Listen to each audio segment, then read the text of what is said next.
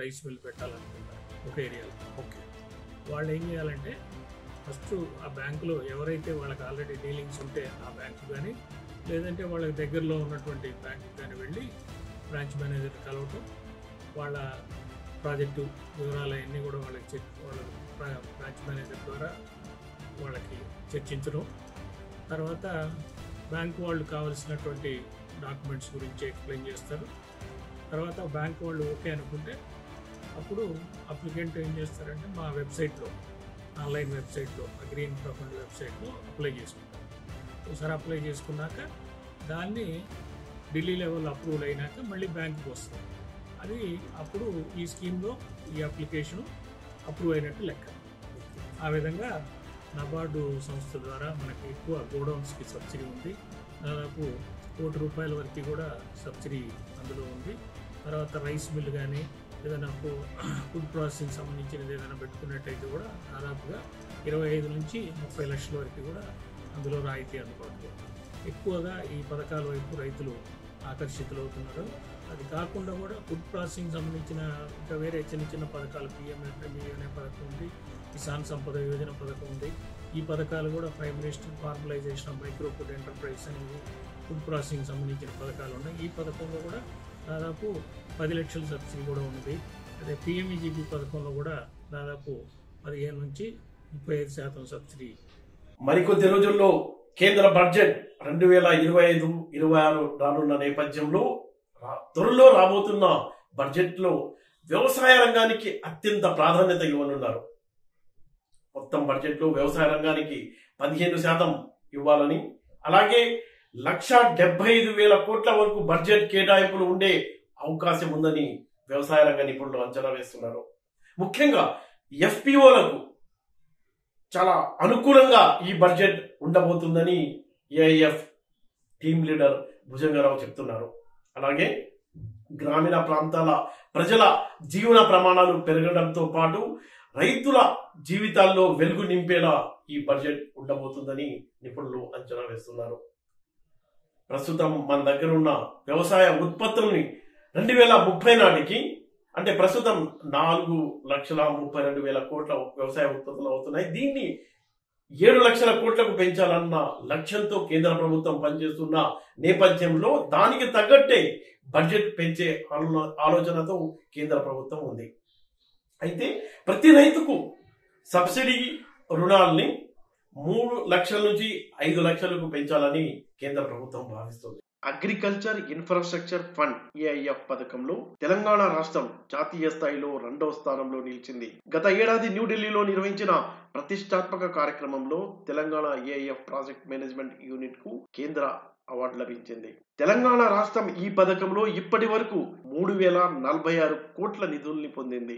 ఆ నిధులతో మొత్తం 2,246 మౌలిక సదుపాయాల యూనిట్లు ఏర్పాటు చేశారు. వీటిలో 1,450 వ్యవసాయ ప్రాథమిక, 209 కస్టమ్ హైరింగ్ సెంటర్లు, 101 పోస్ట్ హార్వెస్ట్ సౌకర్యాలున్నాయి. రాష్ట్ర ప్రగతిని దృష్టిలో ఉంచుకుని రాష్ట్రం ఇప్పటికే 3,075 కోట్ల లక్ష్యాన్ని పూర్తి చేసింది. తద్వారా వచ్చే ఆర్థిక సంవత్సరం కోసం 4,000 కోట్ల లక్ష్యాన్ని కేంద్రం వద్ద అభ్యర్థించింది.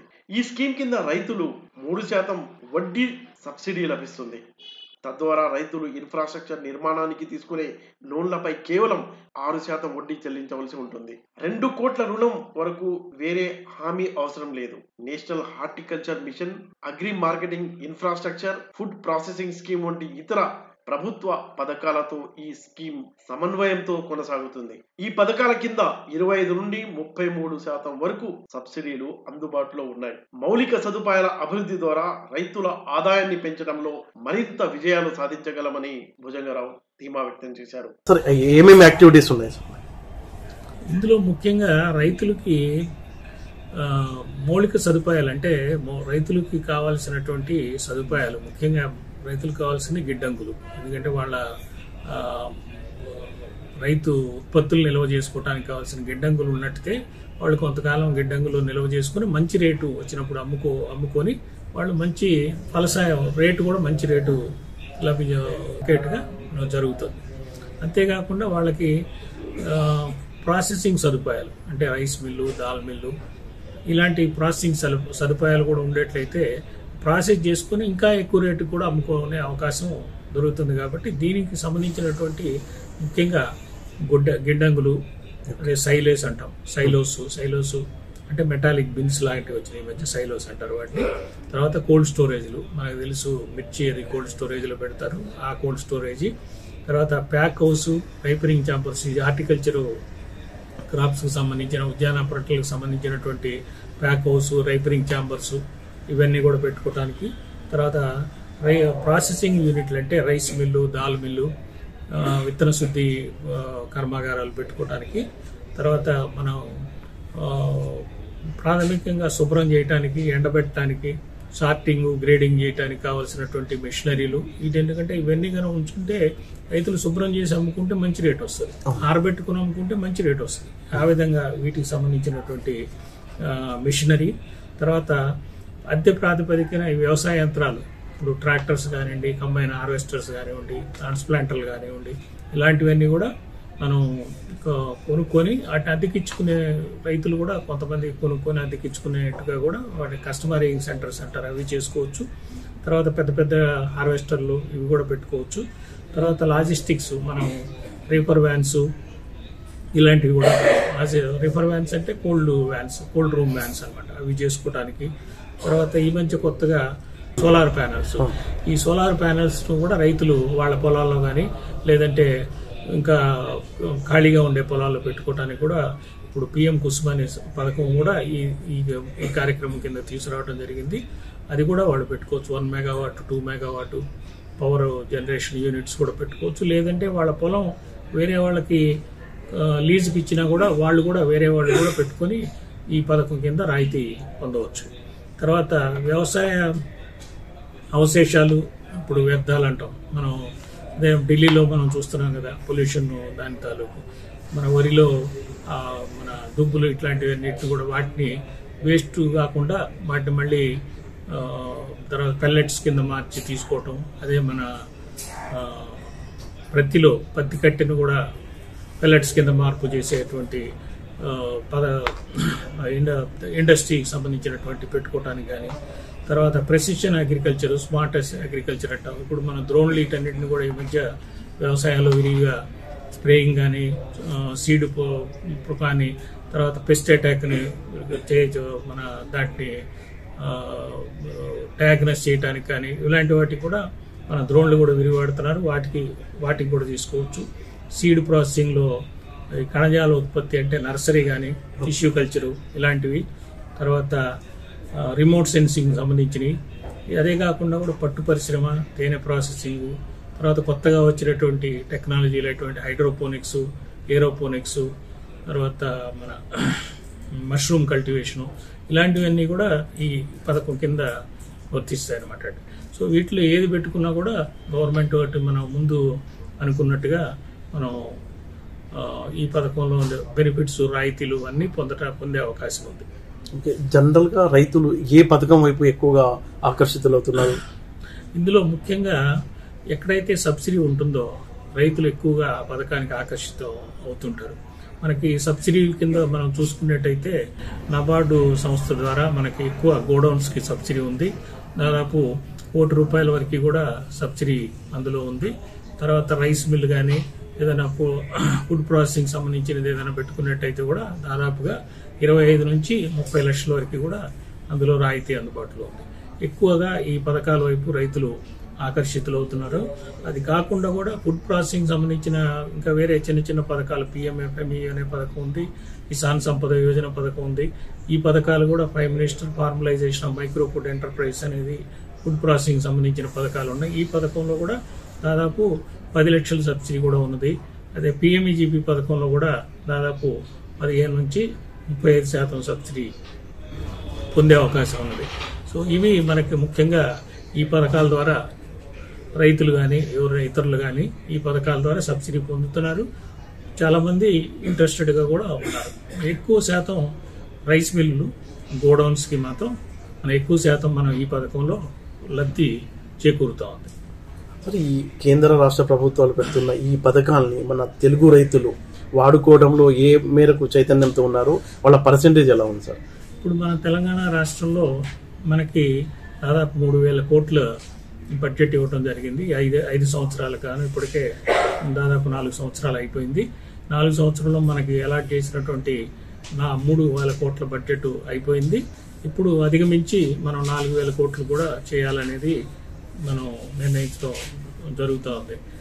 మనం ఈ కార్యక్రమంలో మనం తెలంగాణ రాష్ట్రం దేశంలోనే 2వ స్థానంలో ఆక్రమించి ఎంతో ముందు వరుసలో నిలిచింది. రీసెంట్గా కూడా మనం సెంట్రల్ లెవెల్లో కూడా మనం ఒకటి అవార్డు రాష్ట్ర ప్రభుత్వం తరఫున అవార్డు స్వీకరించడం కూడా జరిగింది. కేంద్ర పథకాలని వాడుకోవడంలో మన రైతులు ముందున్నారా లేకపోతే వెనుకబడి ఉన్నారా? ఆ కోట అంతా మనం వాడుకోగలుగుతున్నామా? సౌత్ ఇండియా మొత్తంలో మనమే ముందున్నాం అని చెప్పొచ్చు నిజంగా. అదే మన తర్వాత మధ్యప్రదేశ్ రాష్ట్రం మనకన్నా ముందుంది ఒక రకంగా. నార్త్ ఇండియాలో మధ్యప్రదేశ్ ఉంది, తర్వాత మనం సౌత్ ఇండియాలో తెలంగాణ రాష్ట్రమే ముందుందని చెప్పడానికి గర్విస్తున్నాం. ఇప్పుడు మన ప్రాసెసింగ్ యూనిట్ అన్నారు sir, paddy processing unit, turmeric processing unit. ఇది రైస్ మిల్ అనేది పెద్ద ప్రాసెసింగ్ సార్, అంటే పెద్ద బడ్జెట్ ఉంది. సో దీనికి సేమ్ సబ్సిడీ అండ్ మినీ, ఇప్పుడు మన లైక్ మినీ రైస్ మిల్ ఉంది కదా సార్, దీనికి దానికి సేమ్ కంపారిజన్ అంటే సేమ్ సబ్సిడీ. ఇప్పుడు మనం కెపాసిటీని బట్టి ఇప్పుడు రైస్ మిల్లో 2 మెట్రిక్ టన్నులు 4 మెట్రిక్ టన్నులు కెపాసిటీ ఉంది. 2 మెట్రిక్ టన్నులు అంటే 2 కోట్లు దాదాపుగా అవుతుంది. 4 మెట్రిక్ టన్నులు అంటే 3 కోట్లు ఆ విధంగా అవుతుంది. దానికి ఏమో కెపాసిటీని బట్టి అదే చిన్న రైస్ మిల్లు 25 లక్షలు 50 లక్షలు కూడా రైస్ మిల్ పెట్టుకునే అవకాశం ఉందన్నమాట. కెపాసిటీని బట్టి అమౌంట్ మారుతుంటుంది. మనం ఈ సబ్సిడీలో ఓన్లీ టర్మ్ లోన్కి మాత్రమే ఉంటుంది సబ్సిడీ కానీ రాయితీలు ఏదైనా సరే. టర్మ్ లోన్ అంటే మెషినరీ కొనుగోలుకు మాత్రమే, మెషినరీ లేదంటే షెడ్ కట్టుకోవటానికో గోడౌన్స్ కట్టుకోవడానికి మాత్రమే ఉంటుంది. దానికి సంబంధించిన వర్కింగ్ క్యాపిటల్ అంటే నడపడానికి అయ్యేటువంటి వర్కింగ్ క్యాపిటల్కి ఇందులో ఏ విధమైన రాయితీలు ఉండవు. అది నార్మల్ వడ్డీలో కట్టుకోవాల్సి ఉంటుంది. సార్ ఈ ఏఐఎఫ్ వర్క్ స్టైల్ ఎలా ఉంటుంది సార్? ఎలా పనిచేస్తుంది రైతులతో? అంటే ఎలా వాళ్ళ వరకు సమాచారాన్ని ఎలా తీసుకెళ్తారు? ఇది మనం సెంట్రల్ గవర్నమెంట్ వాళ్ళ వెబ్సైట్ ఒకటి ఉన్నది. వెబ్సైట్ ద్వారా అంత సమాచారం ఎప్పటికప్పుడు అప్డేషన్స్ వస్తూ ఉంటాయి. ఎవరన్నా కావాలంటే వెబ్సైట్లో లాగిన్ అయితే అందులో వివిధ పథకాలకు సంబంధించినటువంటి ప్రాజెక్ట్ రిపోర్ట్లు, డీటెయిల్డ్ ప్రాజెక్ట్ రిపోర్ట్లు ఉన్నాయి, ఎక్సెల్ ఫార్మాట్లో కూడా ఉన్నాయి. ఎవరన్నా చూడాలనుకుంటే వెబ్సైట్కి వెళ్తే ప్రాజెక్ట్ రిపోర్ట్లు కూడా రెడీమేడ్ ప్రాజెక్ట్ రిపోర్ట్లు, మోడల్ ప్రాజెక్ట్ రిపోర్ట్లు అంటారు, అవన్నీ ఉన్నాయి. అవి చూసి కూడా వాళ్ళు సెలెక్ట్ చేసుకోవచ్చు ఏం చేయడానికి వీలుందనేది. అది కాకుండా కూడా మమ్మల్ని సంప్రదించినా కూడా మేము వాళ్ళకి సరైన గైడెన్స్ కానీ సహాయ సహకారాలు అందించడం జరుగుతుంది. లేదంటే వాళ్ళ దగ్గరలో ఉన్న బ్యాంకు లేదా నబార్డ్ ఆఫీసర్స్ అయినటువంటి డిస్ట్రిక్ట్ డెవలప్మెంట్ డిడిఎంస్ అంటారు, డిస్ట్రిక్ట్ డెవలప్మెంట్ మేనేజర్స్ అంటారు, ప్రతి జిల్లాలో ఉంటారు. వాళ్ళని సంప్రదించవచ్చు. లేదా లీడ్ బ్యాంక్ అధికారి, ప్రతి జిల్లాలో ఉండేటువంటి లీడ్ బ్యాంక్ అధికారి, వాళ్ళకి సంబంధించిన కూడా ఈ ప్రాజెక్టు గురించి వివరాలు తెలుసుకోవచ్చు. రైతుల్లో చైతన్యం పెంచడానికి నాబార్డ్ ఏమన్నా వర్క్ షాపులు లాంటివి పెట్టి ఇవి పథకాలు ఉన్నాయి మీరు అప్లై చేసుకోండి అని చెప్పే అవకాశం ఉంది? నబార్డు సంస్థ అయినటువంటి నాప్కాన్స్ తరఫున మేము రకరకాల ప్రోగ్రాముల్లో మేము పాల్గొని వ్యవసాయ శాఖ ద్వారా, తర్వాత బ్యాంక్ ద్వారా మేము ఈ రకరకాల ప్రోగ్రామ్స్ ద్వారా కూడా మేము అవేర్నెస్ క్రియేట్ చేయడం జరుగుతుంది. మేము ఆన్లైన్ సెషన్స్ కూడా ఏర్పాటు చేయడం జరుగుతుంది. అటు బ్యాంక్ అధికారులకి, ఇటు బెనిఫిషరీస్, రైతులకు కానీ బెనిఫిషరీస్ ఎవరైనా ఈ కార్యక్రమంలో ఇంట్రెస్ట్ ఉన్న వాళ్ళకు కూడా కార్యక్రమం జరుగుతుంది. లేదా ఆన్లైన్ ఫోన్ ద్వారా కూడా మేము ఈ రోజు కూడా ఆన్లైన్ లో ఏదో ప్రోగ్రామ్ లో పాల్గొన్నట్టున్నారు జరిగింది. వ్యవసాయ కార్యక్రమం, మన డిపార్ట్మెంట్ శాఖ ద్వారా 500 మన రైతు వేదికలు తోటి ఇవాళ మాట్లాడటం జరిగింది. దాదాపు 500 మంది అక్కడ, మళ్ళీ చాలా ఎంతో మంది రైతులు కూడా అక్కడ నుంచి కార్యక్రమంలో పార్టిసిపేట్ చేయటం. ఇలాంటి కార్యక్రమాలు మేము రెగ్యులర్ గా టెక్నాలజీ కూడా వాడుతుంటాం. ఈవెన్ వెబ్ మీటింగ్స్ ద్వారా కూడా మేము బ్యాంకర్స్ తోటి కానీ బెనిఫిషరీస్ తోటి కానీ మాట్లాడటం జరుగుతుంది. అంటే ఒక ఎగ్జాంపుల్ సార్, కేస్ స్టడీ తీసుకున్నాం, ఒక గోడ్ ఫార్మ్ కానీ లేకపోతే పసుపు టర్మరిక్ రైతు గారి, అంటే ఇప్పుడు ఎవరైనా ఈ ప్రోగ్రామ్ ద్వారా లబ్ధి పొందాలనుకున్న వాళ్ళు డైరెక్ట్గా బ్యాంకుకి వెళ్ళి కలవచ్చు, లేదంటే మమ్మల్ని కలవచ్చు. కలిసి ఈ పథకం గురించి వివరాలు తెలుసుకొని తర్వాత బ్యాంకుకు వెళ్ళి వాళ్ళ బ్యాంకులో కూడా వాళ్ళ పథకం గురించి చర్చించి బ్యాంకు వాళ్ళు రుణం ఇవ్వటానికి ఓకే అనుకుంటే అప్పుడు ఆన్లైన్లో అప్లై చేసుకుంటారు. అప్లై చేసుకున్నాక మేము దాన్ని ఢిల్లీ లెవెల్లో వెరిఫై చేసి ఈ పథకం కిందగన వాళ్ళు అప్లై చేసిన కార్యక్రమం ఉండేట్లయితే దాన్ని అప్రూవ్ చేయటం జరుగుతుంది. అప్రూవ్ చేసినాక అది బ్యాంకు వెళ్ళటం జరుగుతుంది. బ్యాంకు వాళ్ళు అప్పుడు దాన్ని రుణ దరఖాస్తు పరిశీలించి వాళ్ళకి కావాల్సిన ఫార్మాలిటీస్ అన్ని కంప్లీట్ చేసుకొని శాంక్షన్ చేసి బ్యాంకు లోన్ రిలీజ్ చేయడం జరుగుతుంది అనమాట. అంటే ఒక కేస్ స్టడీ చెప్పండి సార్, ఒక రైతు ఎగ్జాంపుల్. ఎగ్జాంపుల్ ఎట్లా అంటే ఇప్పుడు ఫర్ ఎగ్జాంపుల్ మీకు ఎవరైనా ఒకళ్ళు రైస్ మిల్ పెట్టాలనుకుంటారు ఒక ఏరియాలో. ఓకే, వాళ్ళు ఏం చేయాలంటే ఫస్ట్ ఆ బ్యాంకులో ఎవరైతే వాళ్ళకి ఆల్రెడీ డీలింగ్స్ ఉంటే ఆ బ్యాంకు కానీ లేదంటే వాళ్ళకి దగ్గరలో ఉన్నటువంటి బ్యాంకు కానీ వెళ్ళి బ్రాంచ్ మేనేజర్ కలవటం, వాళ్ళ ప్రాజెక్టు వివరాలు అన్నీ కూడా వాళ్ళ బ్రాంచ్ మేనేజర్ ద్వారా వాళ్ళకి చర్చించడం. తర్వాత బ్యాంకు వాళ్ళు కావలసినటువంటి డాక్యుమెంట్స్ గురించి ఎక్స్ప్లెయిన్ చేస్తారు. తర్వాత బ్యాంకు వాళ్ళు ఓకే అనుకుంటే అప్పుడు అప్లికెంట్ ఏం చేస్తారంటే మా వెబ్సైట్లో, ఆన్లైన్ వెబ్సైట్లో, అగ్రి ఇన్ఫ్రా ఫండ్ వెబ్సైట్లో అప్లై చేసుకుంటారు. ఒకసారి అప్లై చేసుకున్నాక దాన్ని ఢిల్లీ లెవెల్ అప్రూవల్ అయినాక మళ్ళీ బ్యాంకుకి వస్తుంది అనమాట. అది అప్పుడు ఈ స్కీమ్లో ఈ అప్లికేషన్ అప్రూవ్ అయినట్టు లెక్క. ఆ విధంగా ప్రాసెస్ ఉంటుంది అనమాట. ఓకే, ఎంతవరకు రుణం ఇస్తారు, వడ్డీ రాయితీలు ఏముంటాయి, సబ్సిడీ ఏముంటుంది? మీరు మనం చూసుకుంటే ఈ పథకం వల్ల ఏంటి బెనిఫిట్స్ అనుకుంటే ముఖ్యంగా ఏంటంటే బ్యాంకులు రుణ సౌకర్యం కలిగజేయటం అనేది ఒక కార్యక్రమం. ఎందుకంటే పూర్వంలాగా కాకుండా బ్యాంకులు ఇప్పుడు ఇతోధికంగా ఈ పథకం చేయూతనివ్వడానికి ముందుకు వస్తున్నారు. తర్వాత ఈ పథకంలో ఉన్నటువంటి బెనిఫిట్స్ ఏంటంటే ముఖ్యంగా రైతులకి ఈ పథకం ద్వారా 9% వడ్డీకే బ్యాంకు రుణం లభిస్తుంది. 9% అంటే మనం మామూలుగా అనుకునేది ఏంటంటే 12% అంటే రూపాయి వడ్డీ, 9% అంటే ముప్పాల వడ్డీ. 9%కే బ్యాంకులు ఈ పథకం ద్వారా రుణం సౌకర్యం కలిగేయటం జరుగుతుంది. ఈ 9%లో కూడా మళ్ళీ 3% అంటే 9 - 3 6% అంటే ₹1 వడ్డీకి ఈ పథకం ద్వారా బ్యాంకులు రుణం ఇవ్వటం జరుగుతుంది అనమాట. అదే కాకుండా కూడా అంతకుముందు మనం కొలెటరల్ సెక్యూరిటీ అంటాం, వేరే ప్రాపర్టీ హామీలు, మనం ఇచ్చే ప్రాపర్టీ కాకుండా కూడా ఇంకా వేరే ప్రాపర్టీలు కూడా అడుగుతారు. కానీ ఈ పథకం కింద ఏంటంటే 2 కోట్ల వరకు ఏ విధమైనటువంటి వేరే కొలెటరల్ సెక్యూరిటీస్ అడగకుండా గవర్నమెంట్ గ్యారంటీ కూడా ఇస్తుంది. ఆ గ్యారంటీకి కావాల్సిన ఫీజు కూడా గవర్నమెంట్ తిరిగి మన అప్లికెంట్కి అయితే ఎవరైతే రైతులకైతే వాళ్ళకి తిరిగి చెల్లిస్తుంది అనమాట. ఇది ఈ పథకంలో ముఖ్యమైన కార్యక్రమం. ఇంతే కాకుండా కూడా ఇంకోటి ఏమిటంటే సబ్సిడీ. ఏ స్కీమ్లో అయితే సబ్సిడీ వీళ్ళకి ఎలిజిబుల్ ఉంటుందో ఆ స్కీమ్ ద్వారా సబ్సిడీ కూడా ఇవ్వటం జరుగుతుంది. అంటే ఫర్ ఎగ్జాంపుల్ మీరు ఫుడ్ ప్రాసెసింగ్ సంబంధించిన యూనిట్ పెట్టాలనుకుంటే దానికి సంబంధించిన సబ్సిడీ ఏ స్కీమ్లో ఉందో ఆ స్కీమ్ ద్వారా ఉంటుంది. అదేవిధంగా గోడౌన్స్ అయితే గోడౌన్స్, రైస్ మిల్ అయితే రైస్ మిల్, ఈ విధంగా ఆ పథకానికి సంబంధించిన సబ్సిడీ కూడా ఇవ్వటం జరుగుతుంది. అంటే ఇక్కడ మనకి 2 రకాల బెనిఫిట్, వడ్డీ రాయితీ ఒకటి, సబ్సిడీ ఒకటి. అది కాకుండా కూడా కొలెటరల్ ఫ్రీ లోన్ 2 కోట్ల దాకా ఇవ్వటం జరుగుతుంది. ఇది ఈ పథకంలో ఉన్నటువంటి ముఖ్యమైనటువంటి అంశాలు. ఓకే, సరే ఎగ్జాంపుల్ కు రేపు February 1 రోజు ఒక రైతు వచ్చి ఒక పథకంలో జాయిన్ అవ్వాలి అనుకున్నాడు. టోటల్ ఎంత పీరియడ్ లో అతను లాస్ట్ పాయింట్ కి అంటే అతని ఏదైతే అనుకున్నాడో అది సాధించగలుగుతాడు? అంటే ఇది ఎంత టైం పీరియడ్ ఎంత ఉంటుంది?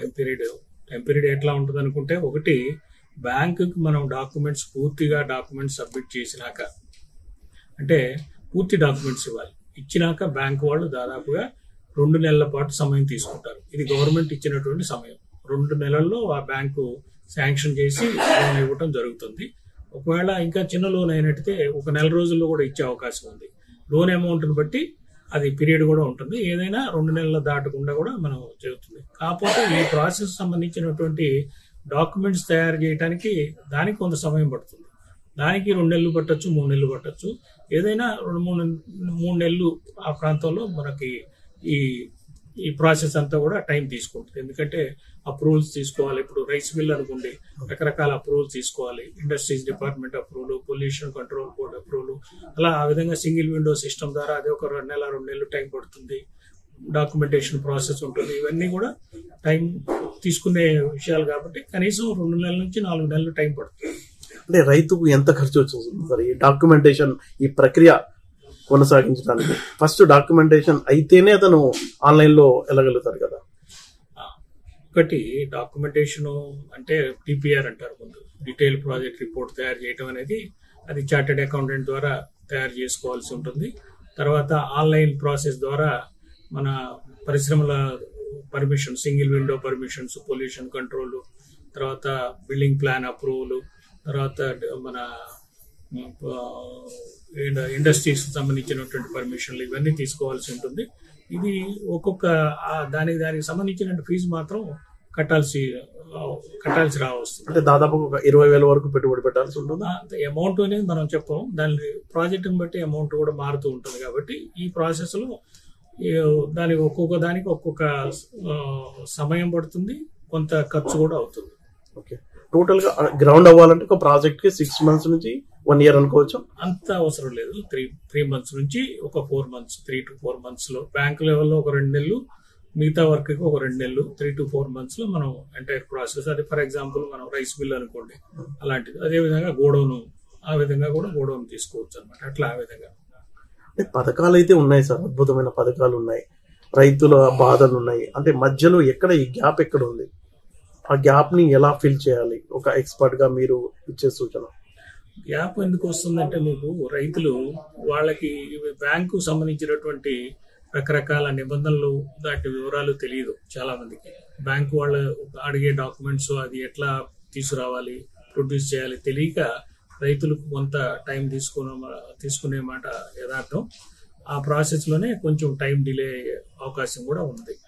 అంతేగాని వేరే అదే బిజినెస్ మెన్స్ కానీ లేకపోతే ఇండస్ట్రియలిస్ట్ అయితే వాళ్ళకి ఈ ప్రాసెస్ అంతా కూడా ఈజీగా తెలిసి ఉంటుంది. కాబట్టి వాళ్ళకి కొంత తేలిగ్గా, లేకపోతే ఎవరెవరి ద్వారా పేపర్ వర్క్ చేయించుకోవాలో ఈజీగా ఉండి కొంత టైం వాళ్ళకి కలిసి వస్తుంది అన్నమాట.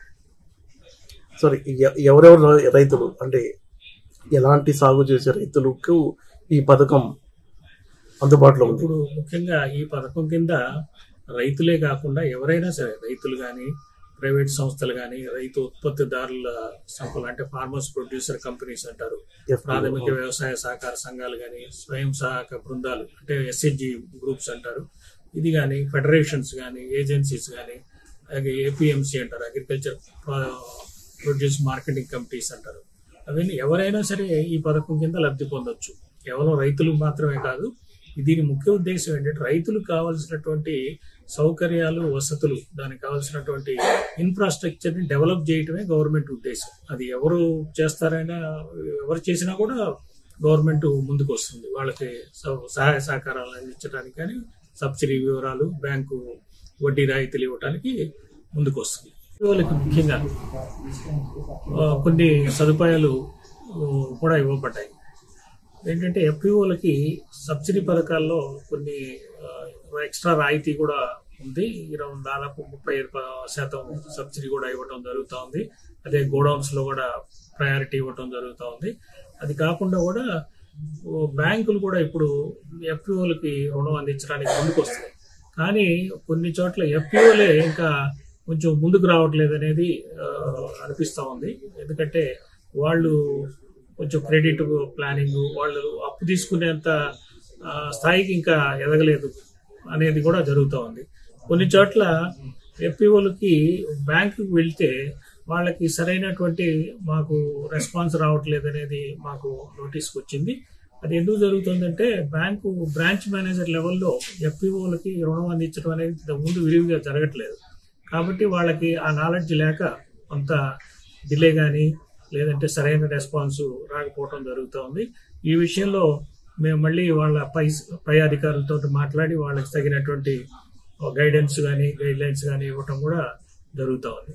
కాకపోతే ఇంకొకటి, మన నాబార్డు సంస్థ అనేటువంటి మన న్యాప్ కిసాన్ అనే సంస్థ మీకు ఎఫ్పిఓలకి ఎక్స్క్లూజివ్గా ఎఫ్పిఓలకి రుణం ఇవ్వటానికి ముందుకు వస్తూ ఉంది. మీరు ఎఫ్పిఓలు ఎవరైనా ఇంట్రెస్ట్ ఉన్నవాళ్ళు మా న్యాప్ కిసాన్ సంస్థని కానీ, నాబార్డులో ఉండేటువంటి న్యాప్ కిసాన్ కలిస్తే వాళ్ళు వర్కింగ్ క్యాపిటల్ కానీ, టర్మ్ లోన్ కానీ ఇవ్వటానికి ఇమ్మీడియట్గా దానికి తగ్గ గైడెన్స్ కానీ ఇచ్చి వాళ్ళకి ఏర్పాటు చేయడం జరుగుతూ ఉంది.